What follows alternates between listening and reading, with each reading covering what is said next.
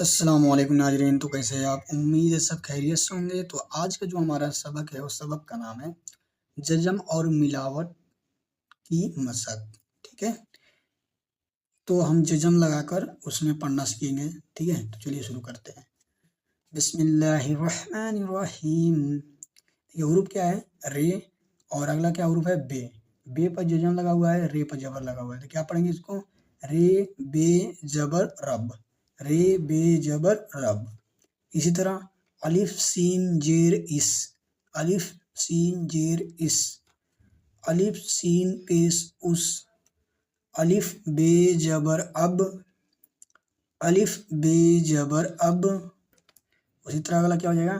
دال نون جیر دن، رے ٹے جبر رٹ، الف جیم پیش از، رے کاف پیش رک، زے میم جبر جم،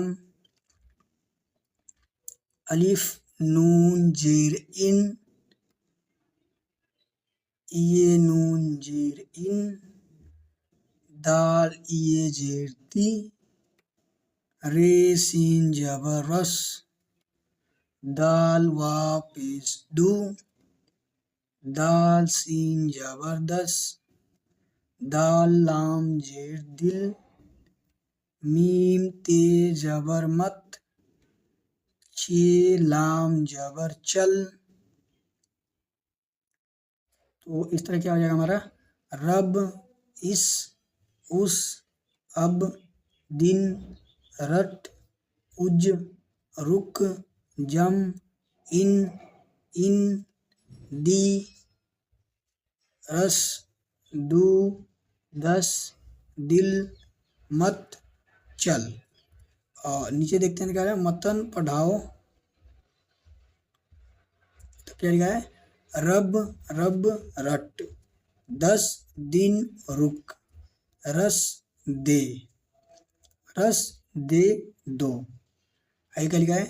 اب چل دے، جم جم، مت دے۔